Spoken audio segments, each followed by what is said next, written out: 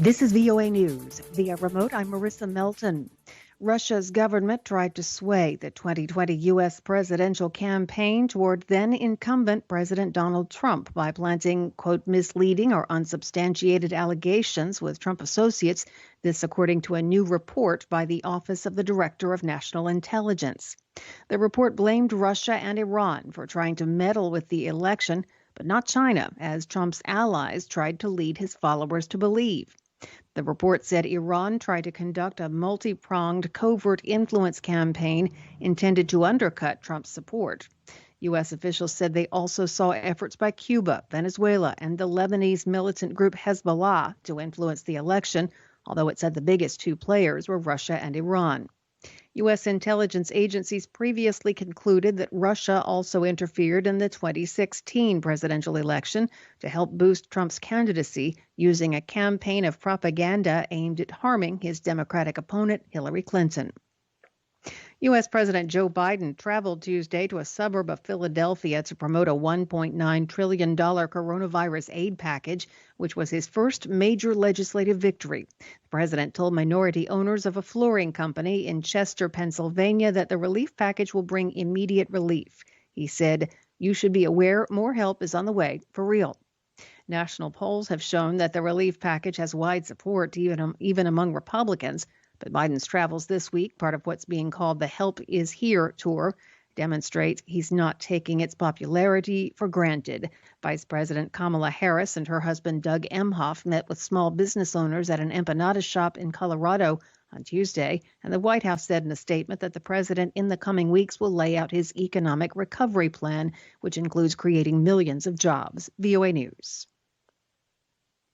A human rights group says children as young as 11 are being beheaded by an Islamist insurgent group in Mozambique. Britain-based Save the Children said it spoke with displaced families who described what Reuters news agency calls horrifying scenes. The group said it spoke with mothers whose young sons were killed. One described hiding with 3 of her children as she watched her 12-year-old son being beheaded. VOA has not independently confirmed the reported incidents. Reuters reported it could not immediately reach Mozambique police or government spokespeople for comment. The insurgency, which is linked to Islamic State, has been active in the country's northernmost province of Cabo Delgado since 2017, but the violence has escalated in the past year, according to Reuters. Last week, the U.S. declared the Islamist group a terrorist organization. Venezuela says it will not authorize use of the COVID-19 vaccine made by AstraZeneca. Vice President Delcy Rodriguez cited unspecified effects on patients for the government's decision, according to Reuters.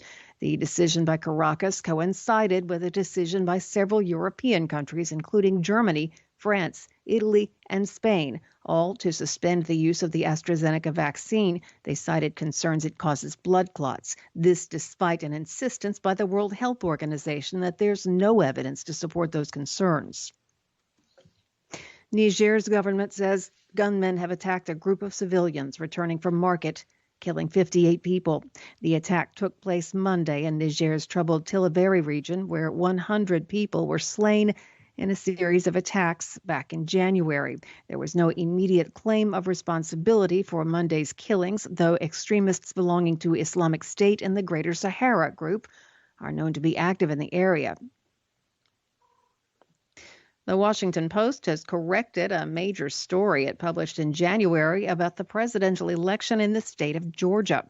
The paper says it had misquoted then-President Donald Trump in a phone call with a state election official. In the December call, Trump was voicing his concerns about alleged fraud. On March 11th, the Wall Street Journal revealed audio of the conversation, which showed Trump did not say those things. Trump responded to the correction by calling the Post's original reporting a media travesty, but he thanked the paper for correcting the information. President Joe Biden won Georgia by about 12,000 votes. And in Lebanon, protesters burned tires and blocked roads in Beirut as the Lebanese currency sank to a new low. Via remote, I'm Marissa Melton, VOA News.